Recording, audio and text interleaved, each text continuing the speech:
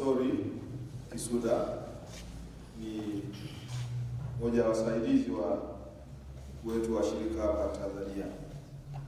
Hivyo katika kazi kama hizi huwa tunatuma wawakilishi. Basi imetokea nimeambiwa nije Lego, na kuja Lego haikuwa mchezo.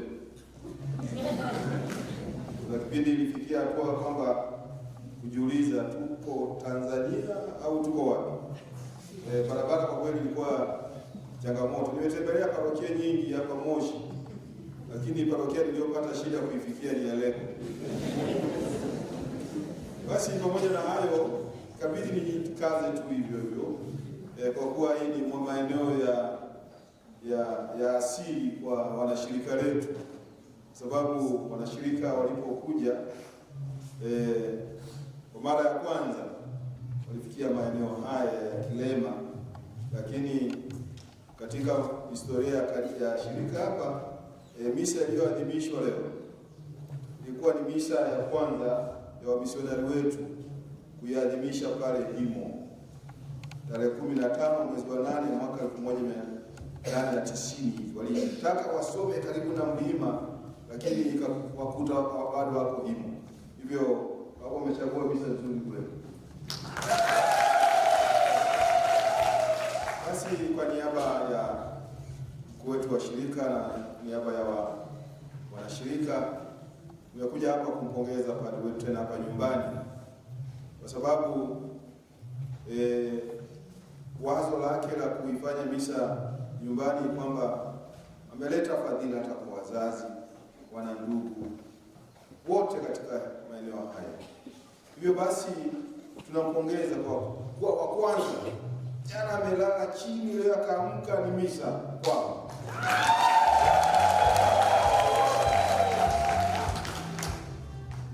Mengi yamesemwa juu yake na mhubiri wake Mkara, lakini sisi tunamjua vile vile kwa undani zaidi.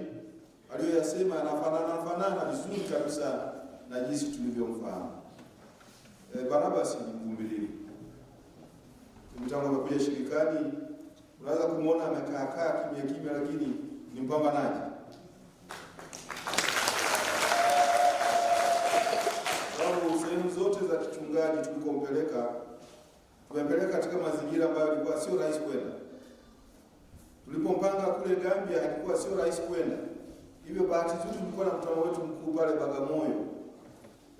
Mkuu wa shirika pale nchi ya Senegal akawewe yuko. Tukamwambia kuchukua huyu mtu mpaka nchini kwako, fanyeni mpango wa kumvusha mpaka Gambia. Na ndivyo alivyoenda Gambia.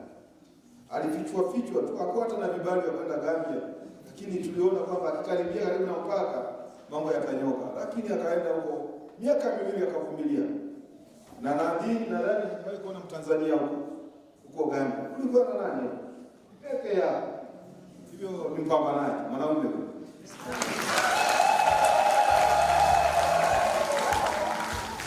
Sasa tulipofika sasa kwenda teolojia, sasa wapi aende? Mpambanaji.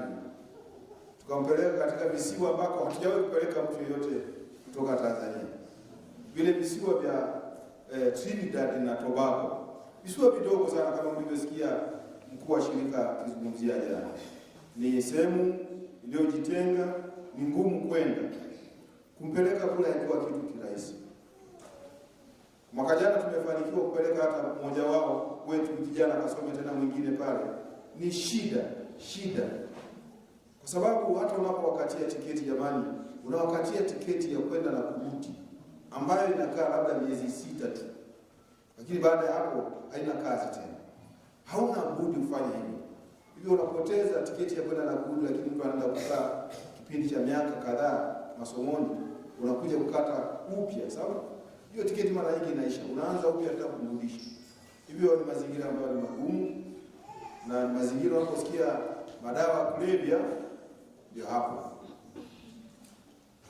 hapo anajua vizuri, na hawajitokezi ovyo, manake watu wanauana sana pale kwa sababu ya hizi shughuli. Na mara nyingi tunapata shida kuwapeleka. Hata yeye tulipompeleka haikuwa rahisi kabisa. Mwaka jana tumepeleka kijana Akasema labda tupitishe Nairobi. Alipofika Nairobi na tiketi akapigwa stop hapo. Rudi kwenu Tanzania. Usiku wa manane napigiwa simu naambiwa kijana umpeleka wapi? Akakataliwa. Na nakumbuka mwaka jana alikafutiwa kabisa ile tiketi ya KLM, akaambiwa marufuku kupanda ndege yetu. Sasa walidhani labda tumetuma vijana ambao wanatumwa kupeleka madawa ya kulevya. Kwa sababu umri wao ni mdogo na ndio watu wanaotumika hawa. Hivyo haikuwa rahisi. Hawa vijana waona hawa wamepitia kipindi kizuri sana cha kujifunza maisha ni nini. Hivyo tunapowapeleka huko tunahitaji sana uwepo wenu. Wakisikia wanahitaji msaada wenu, tunaomba tufanye hivi. Baba paroko wa misionari walipokuja hapa baba walitumwa na kanisa mahalia walikotoka. Leo jimbo la Moshi sasa lina wajibu la kutuma hawa vijana kutoka kwenye jimbo hili, kutoka Lebo kwenda kwa wengine. Hivyo sisi hapa tulioko hapa hatukuja tu kusherehekea na kufurahi, tumekuja kuwatuma sasa. Na tutaona mnashiriki vipi katika kuwatuma. Ndio cha msingi. Lakini nimeona watu wanajiua sana na vinywaji, chakula, lakini kijana pia kuondoka hana chochote. Na bahati mbaya au nzuri tumempeleka hapa visiwa vya Chato, vya Pemba. Paroko wake yuko kwa naye. Kwa msimamo.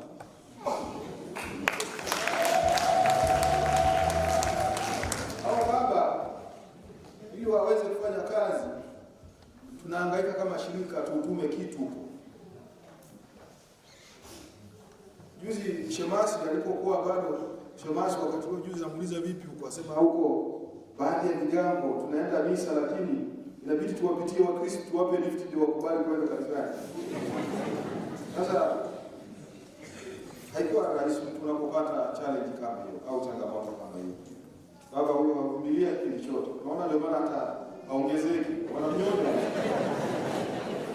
Hivyo bahati nzuri yuko mapadri waliofanya huko pande Sia mwenyewe alikuwa huko. Nakumbuka siku moja alipotoka kanisani akakuta kanisa limepakwa choo cha mtu. Wao Msaki anajua vizuri alikuwa huko. Ni kwetu hapa lakini sio parahisi. Sio parahisi. Hivyo mnapowaona hapa waulize unakaaje? Tukufanyeje? Tusaidieje? Sisi hatuna sehemu ya kwenda. Na mara nyingi tunaitwa watu wa mashirika. Hapana. Tunategemea kanisa letu mahalia. Tupe support. Mnapotuacha tunateseka. Hivyo naomba sisi sote iwe leo iwe kesho kutwa kabla hajaondoka, hata kama una mbuzi wewe uza tu. Msaidieni aende utume. Anaenda kujitegemea. Kanisa la jimbo la Zanzibar haliwezi kusaidia mapadri wake. Na tunao wachache bado. Kuwapata wazao sio rahisi. Huko Trinidad Tobago alikosoma hamna mito. Hamna mito. Aliyekuwa mlezi wake alikuwa mlezi na ni paroko. Bahati nzuri mwaka huu tumepata padri anaenda huko, ameshaenda tayari kuwa mlezi. Hivyo imekuwa nafuu kidogo. Hivyo tuombe vijana. Mwaka huu tunategemea kupeleka hivi karibuni kijana mwingine anaenda huko. Hivyo ni kazi kubwa. Hivyo baba paroko usitaka tuongee kidogo lakini nisingependa kutumia muda huu vizuri watu waelewe huu misionari ukoje. Kwa sababu unapowaona wameng'aa hivi na siku hizi bwana baba padri hawaulizi tena rozari, wanakuuliza mocha, wanakuuliza kitochi, wanakubitu kama hivi. Sasa meshabadilika. Labda masista ndio wanauliza rozari, lakini sisi bahati mbaya rozari hatuombi tena. Najua haitajiki. Tunachohitaji ni kula mtupo. Basi tuko hapa kumpongeza mapadri wetu. Nimesema kwamba ataenda Zanzibar, jimbo la Zanzibar, huko atakuwa huko pamoja na mwenzake ambaye amemlea kama shemasi. Na hata kabla ya shemasi alikaa naye pale. Wanaona wameishi vizuri. Tangu jana yuko naye na leo yuko naye. Hivyo unaona navyo mjani mwenzake. Hivyo asante sana Baba Menas. Basi wengine hawa, ukianza na yule wa Kagera, yule wa Kayanga, yule wa Kayanga, yeye naye amekaa Senegal, amesoma huko, amekaa kule Gabon mwaka wa kichungaji, sasa anarudi huko. Shirika limrudisha tena huko Gabon. Mwingine huyo Stratton yeye tulimwiba kwa apostles.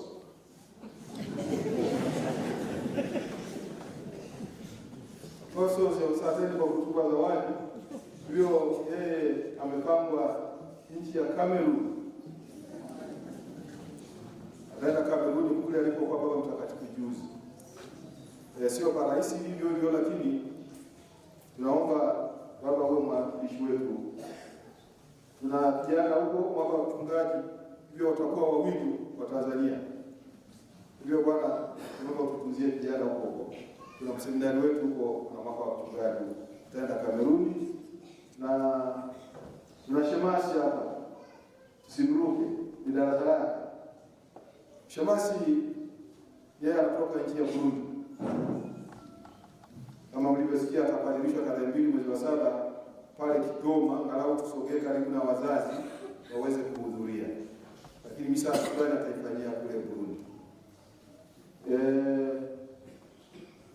Utume wake siwezi kusema sasa hivi, hapo ni mapema hapa. Tutawaambia siku ambapo wanapadilishwa.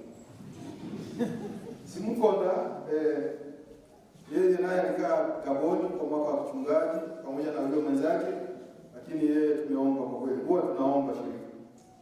Tukaomba sasa tuachieni basi atabaki hapa Tanzania kwa utume wa ambaye atapewa. Hivyo mwingine ni Joseph Mushi. Yeye alikuwa Uganda mwaka wa mchungaji, tumemrudisha tena huko. Hivyo kwa Joseph tunamtakia kila la heri.